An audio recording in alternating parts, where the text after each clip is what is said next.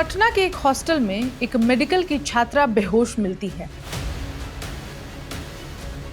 कुछ वक्त बाद खबर आती है इलाज के दौरान उसकी मौत हो गई। उनको इलाज के लिए हॉस्पिटल ले जाया गया, जहां दुर्भाग्यवश इलाज के दौरान बच्ची का मृत्यु हो गया। शव जब परिवार वालों के पास पहुंचता है तो शरीर पर चोट के निशान सवाल बनकर चीखने लगते हैं। ये कहानी इतनी डरावनी है कि आपकी रूह कपा देगी। ये सिर्फ एक मौत नहीं बल्कि सिस्टम पर लगा गंभीर आरोप है। वैसे तो सरकार कहती है बेटी बचाओ बेटी पढ़ाओ, लेकिन यहाँ बेटी पढ़ने तो गई लेकिन बच नहीं पाई और सिस्टम अब तक सोया हुआ है।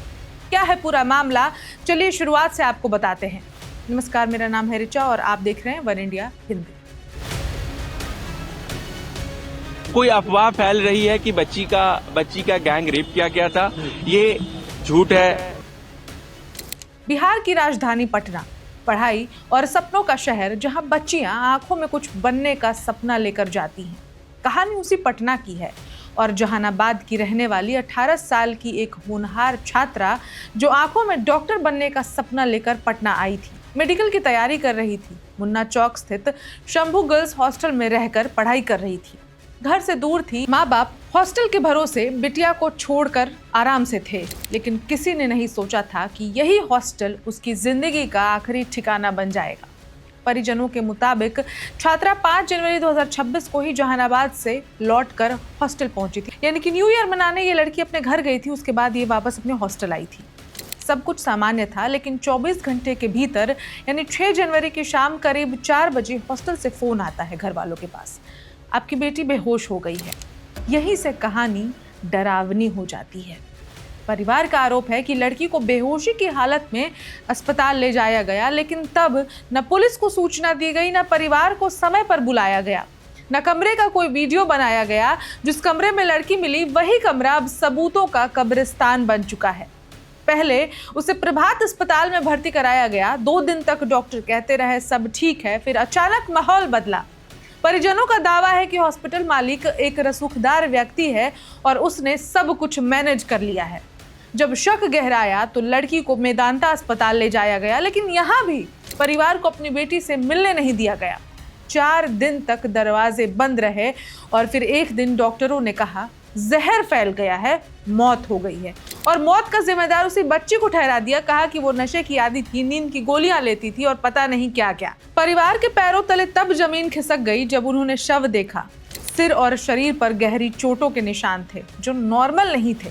परिजनों ने आरोप लगाया कि उनकी भांजी के साथ सामूहिक दुष्कर्म करके उसकी हत्या की गई है और अब पूरे मामले को ड्रग ओवरडोज और बीमारी का नाम देकर दबाया जा रहा है।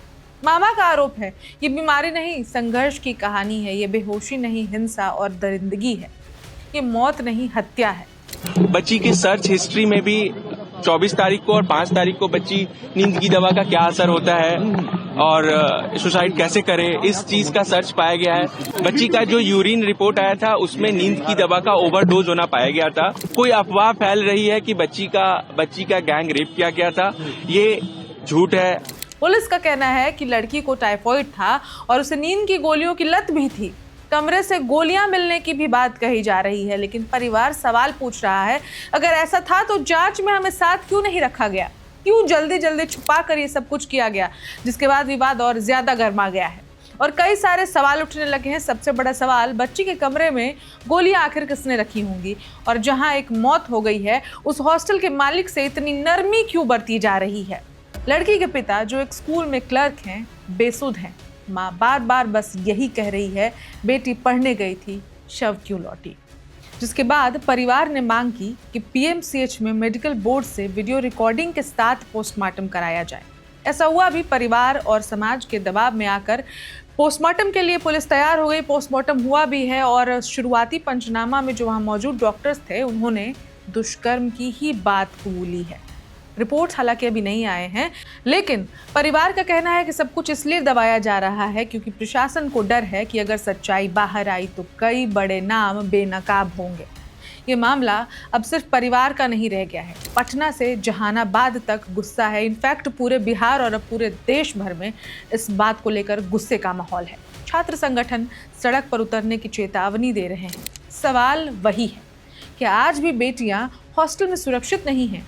क्या रसूख सिस्टम और पैसे के आगे एक होनहार छात्रा की जिंदगी की कोई कीमत नहीं है? एक लड़की जो डॉक्टर बनना चाहती थी, आज उसकी कहानी इंसाफ मांग रही है। और बेटियां कितने सुरक्षित हैं, ये जवाब तो सरकार को भी देना चाहिए। इस खबर में इतना ही। अपडेट्स पर हमारी नजर बनी हुई है। जो अपडेट्स आएंगे आप तक पहुंचाते रहेंगे। देखते रहिए one India Hindi. Subscribe to One India and never miss an update. Download the One India app now.